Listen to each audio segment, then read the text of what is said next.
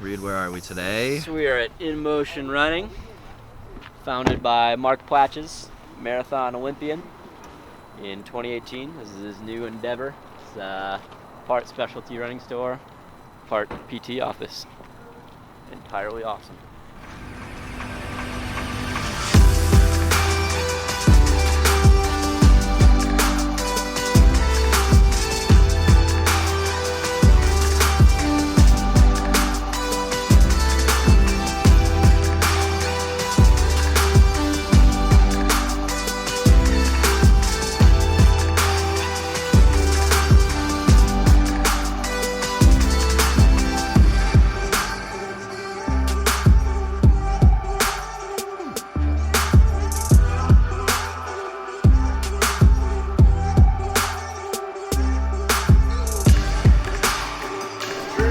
Up here and let's talk about Tinman.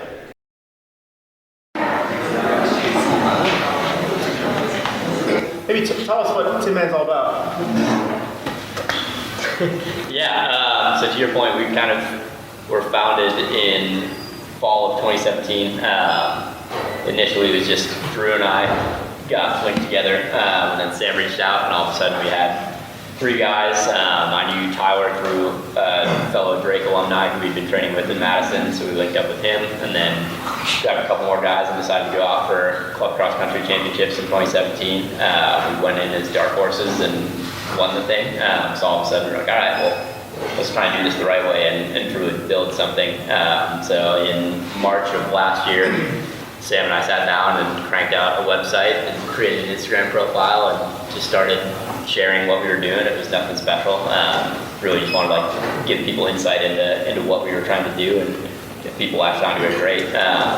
And pretty immediately we started finding that people were looking for something young and exciting and new in the sport, and that we could kind of fill that void. And then our kind of freshman year culminated last year at the Outdoor Track Championships. Drew made the final in the 15, ran lights out. Sam finished 8th, 8th in the 5K, and then I took on 4th in the 10. And Tyler finished 17th in 10. So all 4 of us made USA in our first year, and then we were fortunate to have a lot of guys reach out to us that were graduating from college, and we brought in a bunch of new talented guys who were really excited about, and many of them are sitting amongst you now. And then this year's really taken off, and we're just continuing to keep the ball rolling, if you will. TINMEN Elite was when we sat down and we started talking about actually like building something around this, was like with the whole intention of doing stuff like this right here, was doing something a bit different for the sport. Is our like mission and our mantra is to push the sport forward in any way possible, and we felt that a lot of other professional teams out there they were so performance focused on getting to Olympics and just running fast there, but having no true genuine connection with the community that they're within their fan base, and showing them like that we can have fun before races, that we're the same goofy kids that we were in high school before races, and just to shed light on those things. And we hope that can be the ground floor of what we continue to build. It seems like you guys are like a college team. I mean, a lot of people here, ran college, and college is like these, goofy guys hanging out and running and student stuff. It seems like that's what you guys are, right? Like this team of former college guys still living out your college life, right? Yeah, absolutely. We actually have 5 of us live together in one house, and then there's 4 other guys who live in a house half a mile away from us now. So I really think it is kind of like it has that college, and I never got that. Right. So these guys tell me that's what a college atmosphere is. Because Drew went pro after high school, sub 4 mile high school, and one of the first guys ever to go pro right out of high school, right? Yeah, and so I always envisioned kind of starting my program and having a group of guys and a team to kind of like work with and strive for the highest level of the sport. But having Sam and Reed really buy into that, and then help me build this, and then also like adding in 5 guys after our first year, it's been really, really cool. And I really do think it is kind of like Reed said, like our freshman year at outdoor, like this is now like our sophomore year, and some of the other guys' teams freshman year. So it's been really special, and I think that's why we have been successful, is because we care so much about each other. It would suck training with people that you don't like, and I'm very fortunate where I love all these guys. We just have fun with it, you know. And I think it's such a lost thing. Is like you have to be so serious to be successful. Like you have to be sure to go to bed at this time every single night, take your supplements perfectly, do every double perfectly, roll out perfectly every single night. Where we still do those things very well, but the root of it is that we can run together and laugh and have a good time. And when you're constantly smiling and enjoying the process rather than dragging your feet out the door every day, and you can find a way to actually enjoy it, you have so much more energy come time to race. Where you learn to run, you love to work out. Yeah, absolutely. I mean, obviously, there's a lot of great programs. There are a handful in this country, obviously, Hamptons, or, say you want about Nike or whatever else, or Northern Arizona Elite. Those are all cool, and they have that success, but you guys built this yourself. And so how important is that relative to every day? Like, you guys are making this on your own, right? I think having that creative freedom, and I think that's where the authenticity and kind of the rawness that we push out on social media and with anything that we do, it's not some company or governing body or a coach's agenda, that is getting pushed forward. It's just us, what we think is cool, and it's like, that's the same thing with any t-shirt we've ever made. It's just like, we thought white and black were cool colors, so we wanted to make white and black t-shirts, like Drew can only wear Adidas stuff, so we printed on Adidas stuff. And it's as simple as that. Just staying true to us, and the fact that we have that say in those things is super important for us. And we hope that never changes with whichever company that we partner with long term, or with any nutrition company, or with anyone we ever partner with. They continue to give us that same creative freedom. Yeah, it's pretty cool. You got your own brand, your own logo. Yeah. Which was a local guy, Boulder guy, that drew that, right? Yeah. Bobby P. Yeah. Good friend of ours. Yeah, Bobby was a good friend of mine just through connection in college, and it was the type of thing where it's like, oh, we wanted to go to a race, and we wanted to wear a t-shirt to a race with something on it besides a Sharpie Hanes logo t-shirt. And if you go back deep enough, like on our Instagram feed, that's how this started. We were a bunch of kids who, Morgan Pearson, who's in the crowd right there, was like, yo, we're gonna go to this race, and I don't care who has the shiny uniforms, who has the nice clothing, we're gonna run lights out, we're gonna run fucking hard, and that's gonna be the way we do things here. And he just took out white Hanes t-shirts and just Sharpied on TINMEN in big letters, extra large white t-shirts, and that was kind of the start of it. And then Reed and I both have marketing backgrounds. Reed working in marketing at Colorado Mountain Club, and myself spending summer at Adidas in sports marketing. So we've had a bit of history with knowing how to build a brand and a logo, and the beauty of a story and how a story can bring out so much within anything. It seems like you guys have, created this, you own this, you created a brand, and maybe more so than other programs I mentioned earlier. You guys are notable. People follow you and everything else. They appreciate this, and maybe that's what's been missing in American running, right, for a while. Again, so it's all shoe brand control, but this is a cool thing. This is very real. That's very real, right? I wanted to kind of be a part of something that I could put my fingerprints on, and make something better than I initially found it. And with TINMEN, I had an opportunity to do that, and we all had the opportunity to do that. And I think what we're seeing a reaction to is, to your point, a much needed gap in our sport between the elites and the high schoolers, the hobby joggers, the Boston qualifiers, the people who are not the 0.01%. And that's something we've really been able to get our finger on the pulse of and tap into and make content and make stories that people are easily relating to, even though we're still competing at those upper echelons of the sport. We don't want to just go to a race and run fast. That's one piece of it. We train hard and we go there, but if we can go to a race and there's one kid there that sees us race a certain way or sees us interact with our competitors a certain way, if we can even reach out and shake that kid's hand and make that connection, that's the real PR. That's the real personal best that day. Is that right there? Is that inspiring that next generation and doing whatever we can in that regard? So why Boulder? I mean, there's a lot of great places to run. Everyone's in Flag, everyone's in Portland, but why Boulder? I mean, I know why Boulder. There's a lot of people here, like, but why Boulder? So when I decided I was going pro, I kind of took like a year to figure out where I wanted to be. And I actually visited here, Flagstaff, and a few other places. And I mean, just like for this very reason, like I feel like I felt at home at Boulder. Like Boulder is now literally my home. But I really felt like I could live here and just kind of grow. And I think that you know, a lot of people go to Flagstaff. They have training camps there. They go there for a few months and then leave. And I felt like I could really settle down. And then I mean, just like the running, you know, just the running community, the places to run. And I felt very inspired leaving, and I kind of had that when you take a college, just that gut feeling like this is where I need to be. And I got that in Boulder.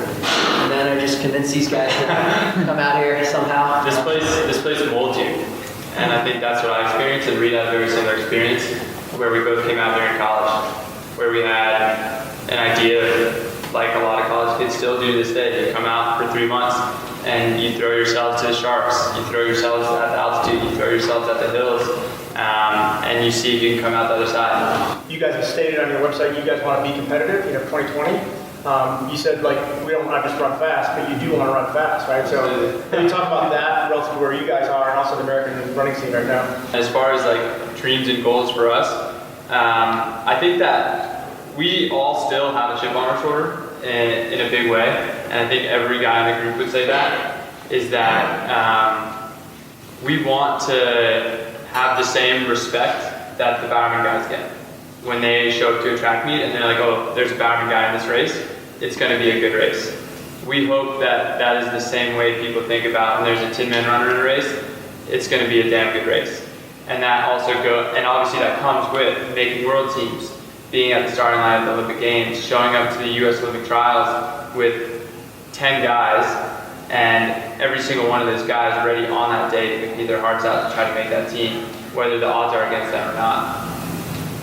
Yeah, well said. I mean, next year will be our first Olympic cycle as a team, and we will have Olympians. I'm very sure of that.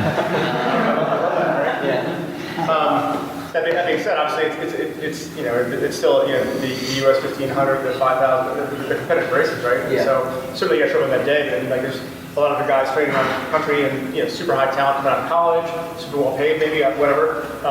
But obviously you guys have this inner chemistry. It seems like that may be part of your whole motivation. Yeah, I think that's key. I mean, if you ask any runner why they started the sport, none of them will say, oh, for the money. Right. So it's great to have a nice contract and a healthy salary that you're like, yeah, I don't have to worry about my financial situation at all. But, you know, like the hungry dog runs faster to get to that food. So I mean, all of us, like Sam said, has that chip on our shoulders, and you know, we're showing up to these races, and like we've mentioned multiple times, it's like when we show up at a race, it's our Olympic Games to some extent. Like we have an opportunity to prove ourselves against some of the best competitors in the U.S. and in the world. So when we have that opportunity, we're ready to go. We're not like some of these elite teams who are like, oh, like, you know, like U.S. track championships is what really matters. Like I'm not going to worry about anything until July. Like obviously that's our main focus for the entire team this year is that championship. But we understand that if you race soft year round, you show up on that day and you're used to racing soft, and all of a sudden you don't know what to do. Your body doesn't know how to go into that headspace where you're just killer instincts. So for us, it's definitely something that we wear as kind of a badge of honor, and when we put this logo on and when we're warming up and when we look at each other on the starting line, we're ready to compete as hard as we possibly can to make a team, set a PR, whatever the goal is that day. So is this video here a day in the life of what normally happens? Yeah. I mean, are you guys always train together, or? Yeah, we go up to Mags every day. That's all right. Yeah, big breakfast. But no, truly, yeah, I'd say every single day I run with a guy on the team, whether it's my main run or my shakeout. I make an effort to get out with these guys, and I think that is what makes us special. Is I can't run around. Yeah, I can't. But yeah, I think that camaraderie that you see in the video is permeates everything we do. Like you show up at Drew's house at any given night on a 6 p.m., there's going to be 5 to 8 TINMEN guys sitting around asking what's for dinner, whether they have a plan for dinner yet or not. Just didn't show up? I don't like coaching. Yeah, Drew's like, I don't think guys out as usually. No, but this series that we're doing, my best friend from high school, Max McNerney, has done an awesome job. We're kind of basically this whole summer, he's following us around and showing what we do, which is another reason, like, I think why people have, had such interest in that is we're just so open. Like, I mean, he's just in our face at 7 a.m. in the morning, like while we're making coffee and waking up, and I think that's kind of what people want to see. Does Tom give all your workouts, or how does that work? Like, and then obviously you guys are doing different events, you have different workouts. You make it happen how you can with all that, or what? Yeah, so Coach Schwartz coordinates everything through Final Surge, which is basically an online training app. So he'll input workouts for the entire team, and whether that's 4 different groups, because you've got a guy coming back from injury, 2 guys racing later that week, 2 guys getting ready for a big race the next week, and then the big group who's kind of just like, we're have goals like a couple weeks from now. And we're fortunate that he's incredibly flexible. So last Monday, my knee flared up after a long run, and I texted him at 8 p.m. on Monday, and we had a Tuesday morning workout, and I was like, hey, Coach, my knee is not feeling great. I don't think it's the best idea for me to push, especially with Boulder coming up a week from tomorrow.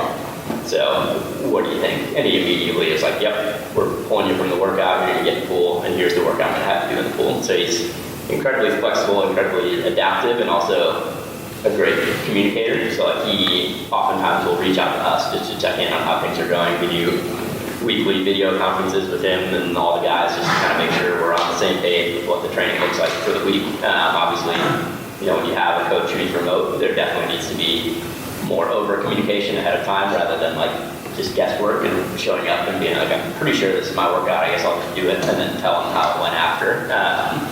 Because it's remote, it's pretty interesting how everything almost gets pulled back a little bit. Whereas if you're in person, and the coach can see how it's going, that's a huge advantage for sure. But the coach might say, all right, let's do another one. You know what I mean? Like, you look great today. That never happens with us because our coach isn't there to tell us that. He's in Idaho, right? Right, yeah. So way out of luck. Yeah, and like we're not gonna FaceTime real quick and be like, what do you think? So it's the type of thing where it's like, and this is a cornerstone of our training, and it's what Coach was actually ranting to us this morning on our group message, was that it is always one step. You always want to finish a workout and be able to say, I can do one more rep. Like, I want to run that 28 last 200 so bad, you know what I mean? Because I feel so great, you know what I mean? Coach Schwartz never lets us do that. That's something that we do not do. We do not test ourselves on that last holy grail rep that we get to write on Strava and be like, look at me. We don't get that rep, like that's not something that we get to do. And that's also just the nature of his training being more fartlek based, more time based, more 20-second reps. There's no glory workouts. Yeah, there's no glory workouts. And that's something where you have to totally trust in his system and in the training and trust in each other that we're doing the right things. Because if you need to have that shiny 440 last mile rep or whatever it may be to legitimize that you're going to crush this next race, then running under our system probably won't work out for you well, because you really need to trust that you are ready to race. So you're working hard, you're consistent more than anything else, yeah? And that's where the keep the ball rolling is our team mantra comes from, is that it is much more important to feel good 7 days out of the week than feel trashed 3 days. And that was something that happened to me in college, I think, was I always felt like I needed to take a day off on that Sunday. So talk about your decision to run for Germany. Oh boy.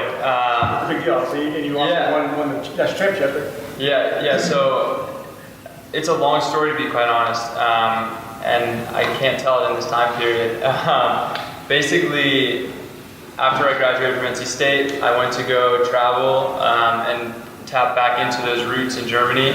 And I remember sitting at the table with my entire German family, and I remember my uncle basically looking at me basically we were at the end of the table, and he looked at me and he just said, "Wann kommst du zu Deutschland zu laufen?" And he said, "When are you coming to Germany to run for us. And I was just like, what? Like, I'm an American kid. Like, what do you mean I run for Germany? That's something that never went through my mind. I run, if anyone knows that for me personally, I always wear my heart on my sleeve with anything I do, and that's to a fault sometimes for sure.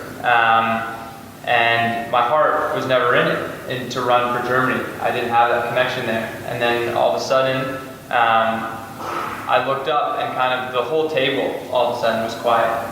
They were all kind of waiting for my uncle to ask this to me. And it was this very heavy moment for me, where all of a sudden there was 10 people, my blood, looking at me, wanting me to represent them. And that wasn't something I had in the US, to be quite honest. As much pride as I have for US running, and wanting to represent the country and wanting that national anthem to play, those people on that table are some of the people I love most in this world, and those are the people I wanted to represent at that time and like in this stage of my life. And then basically throughout the next week and months, spending time in Germany and tapping back into those roots I had as a young kid. I remember just sitting there in the kitchen table one day and telling my mom, like, I want to run for you. I want to run for Germany. And she just fell to the ground crying. My mom, I'd never seen that before ever in my life, and that's where I knew that was the right decision and how much that meant for her. And when I got to go to the German Championships, and I have a lump in my throat even talking now, thinking back to that moment, because I haven't talked about it since only to a few of these guys. I remember being on that starting line, and Reed said it before about how we get to the starting line and that's our Olympic Games every time because we want to be out there to prove ourselves. That was it. Like, if that was the last race of my running career, that was the only thing that ever mattered. My entire family came to that race in Germany, and I had never had family at a race before like that. And it's the first time they'd ever seen me run, ever. They don't have FlowTrack subscriptions or Runner Space subscriptions or any other subscription for me to watch it. And I remember like looking up at the stands and just seeing my uncle and my cousins and my nephews all there, and I just told myself like I don't care what it takes. I need to show them everything right here. I need to show them how much I can push my mind, heart, and body right here, right now. And to do that in that first race was a moment I'll never forget for the rest of my life. And then to see and to hug my family after that race, it was pretty funny. I took a victory lap after the race, and I was like crying at the audience. And after the race, the German national coach was like, "No one does that. Like Germans are very, straightforward. They're on a very strict time schedule." And I pushed the whole meet back when I was taking this impromptu victory lap around the stadium. So the German officials were not happy with me after that one. But who's got questions for you guys? Anyone? Yeah, I've seen on your guys' social media you talk about practicing mindfulness and meditation, and I'm just wondering how that's impacted your career and how you felt. Running is a meditative act in itself, and how kind of supplementing that with, what your methodology for your meditation practice is. If you're doing just focused meditating on your breath, or if you're doing visualization while you meditate. If you could just talk about. So my head constantly spins, whether it's like going to the next thing, like waiting to see what's next. If something dark is going on, like deep inside me that I'm not willing to address, whatever it may be, and then learning about the fundamentals of mindfulness and how to incorporate that into my daily life. I think the biggest misconception is this entire time I've been on this panel right now, I've been meditating. And that's something that people don't realize, is that meditating is not this act where you go up on a mountainside and you close your eyes and you start breathing. That's not that's meditating in one way. Meditating is just listening to your body, listening to what you were saying, being present in that moment. And in order for me to incorporate that into my running has changed everything. In a race, all of a sudden, when I do it in practice all the time, in the middle of a rep, when Drew starts pulling away from me, and I think, oh shit, my hamstring's getting tighter, this is hard, this is painful, I can just take a breath now and just say, this is just a sensation that has manifested in my mind.